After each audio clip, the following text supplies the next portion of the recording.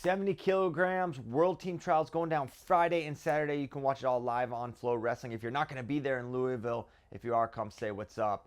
Want to talk about this weight class a little bit and who other than James Green can win it. And when you talk about James Green, you were talking about really one of the legends of USA Wrestling over the last 10 or so years. This guy has made 7 world teams, all at 70 kilograms. This has been largely his weight class for a long time, going back to 2015 when he made his first world team. Unbelievable. And so now you've got a field of a lot of talented guys, and of course the world team trials, it's very difficult to qualify for. So the only guys here are the uber elite. You watch the US Open, you're like, who is that guy? Well, none of us know. It's not like that at the US Open. You've got the 1 seed James Green, you got the 10 seed Jackson Arrington, stud for NC State. That's just how good these weight classes are. And a lot of people are giving PJ Duke a very real chance to knock off James Green. And sometimes I really just trust my own eyeballs, and whether I'm right or I'm wrong, I feel strongly about something, and I have my own rationale and a reason I'll pick someone. And with PJ Duke, I obviously see a very real talent, someone that's exceptional for their age, someone that's going to win NCAA titles and be someone pushing for world teams.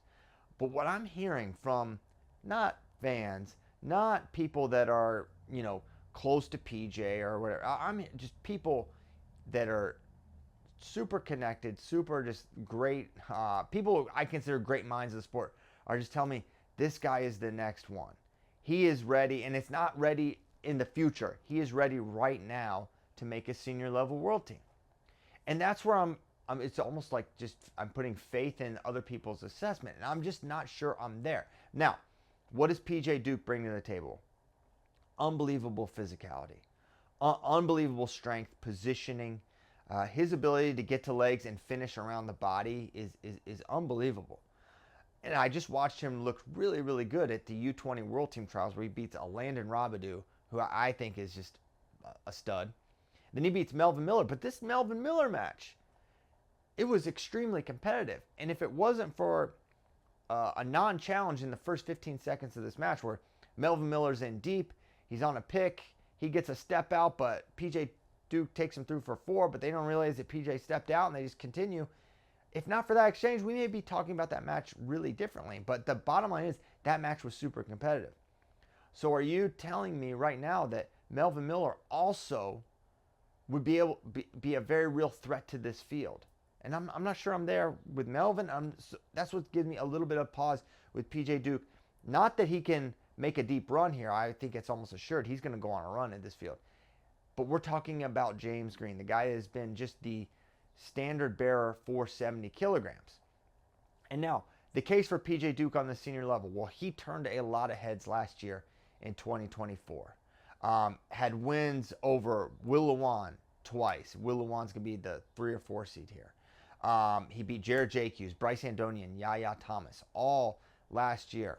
These are really elite senior level guys. These are tough domestic outs. And PJ Duke beat them last year. And what have we been seeing? What have we been noticing with these high school guys? The jumps they make in a year are insane. And so how could you say that PJ Duke can't? I'm not saying he can't. I'm only saying James Green until proven otherwise. I want to see James Green enter a 70 kilogram trials and not make the team before I pick it. Now, you could say, hey, he just lost to Yanni. I know that. And maybe that'll change how I pick, Final X. But I'll also remind you, James Green losing at the US Open and making a world team is not uncharted waters. He lost to Ryan Deacon at the US Open in 2018 or 19. Then he came back and he ran through him, 2019. And he came back and he beat Ryan Deacon in 2 straight at Final X. He won the trials, made it to Final X. So to say this is not uncharted waters for him, he's been here before. James is a guy. But let's talk about some of the other wrestlers in this field. You got Ian Parker, Will Lewan, Bryce Andonian. These are tough guys, and they're seeded basically based on their U.S. Open performance. But I'm really interested in Ridge Lovett, Antrell Taylor, and Caleb Henson. These 3 NCAA champions. How do they fit? Because we haven't seen a lot of them in freestyle, not at the senior level. Ridge Lovett is great at the international styles. In fact, that was what helped make him such a prized recruit out of Idaho. Incredible parterre, really good upper body stuff. Ridge Lovett is not a novice in international styles and freestyle wrestling. He's done a ton of it. We just haven't seen a ton of it at the senior level. How does he fit? Antrell Taylor, NCAA champion, riding that high. He's been wrestling extremely well, right? And then Caleb Henson, coming off a NCAA finals loss, but he's an NCAA champion, really, really good leg attacker, great pressure.